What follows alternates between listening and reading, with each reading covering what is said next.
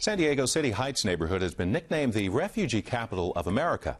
Last year, resettlement workers assisted more than 5,000 new arrivals to San Diego, and most ended up in City Heights. Among the many things these newcomers have had to adjust to is their diet. From our Fronteras desk, Roxandra Guidi tells us about a family trying to navigate between food traditions, good health, and American lifestyle. Like many other boys their age, the Nuno brothers and their neighbors like to play pickup basketball or soccer.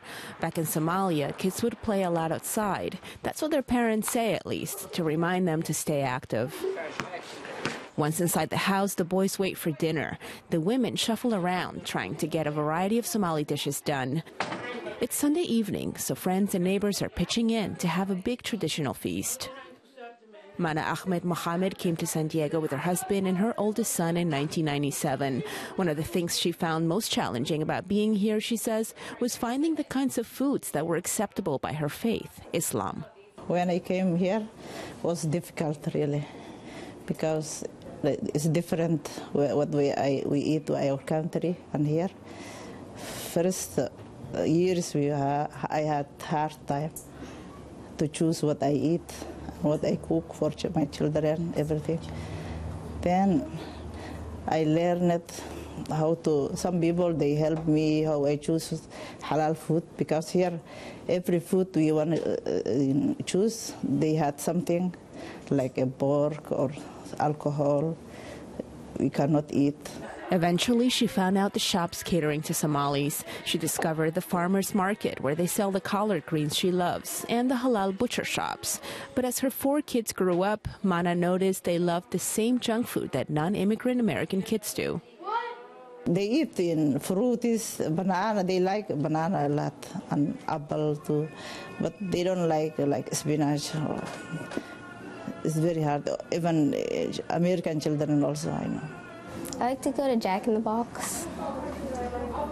Yeah. I like to go to In-N-Out. And I like ice cream and pizza.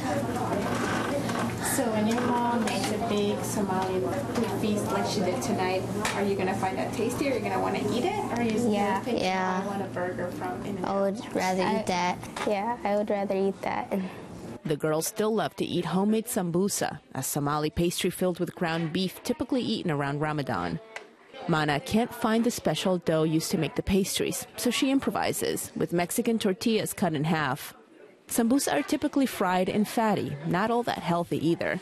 But Mana says sambusas are still better for her family, better than frozen dinners or junk food like McDonald's. Somalian people, they believe American food, they have something to become fat. That's why we eat, try to eat our food and look our stores everywhere. Unlike most Americans, Somali refugees like to cook from scratch with fresh ingredients, making the same dishes they would eat at home. And after 14 years of adapting to life in the U.S., Mana also now makes a conscious effort to walk more, eat less, and go to the gym. Rather than play too much at the computer, Mana's kids spend more time involved in their Somali community. They're good students and good Muslims. When I was growing up, my parents wanted me to focus more on school, religion, and just being a healthy person. They didn't want me to be in front of the TV 24/7, so they advised me to do other things with my time. Right before dinner time, the call for prayer begins. Neighbors and friends join Mana and her kids. The oldest boy in the group leads the practice. In a matter of minutes, the prayer mats are taken away and replaced by a tablecloth laid out on the living room floor. Their dinner is a mix of traditional dishes, high on carbohydrates and mostly fried, but balanced out by fruit, salad, and smoothies. Mana says her family doesn't often get a chance to eat like this together. But as hard as they try, the American lifestyle has crept in.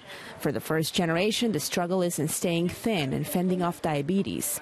For the kids, it's staying away from the appeal of fast food joints. Somehow, I don't know, we cannot stop him. Many people, they were skinny, now they're becoming fat.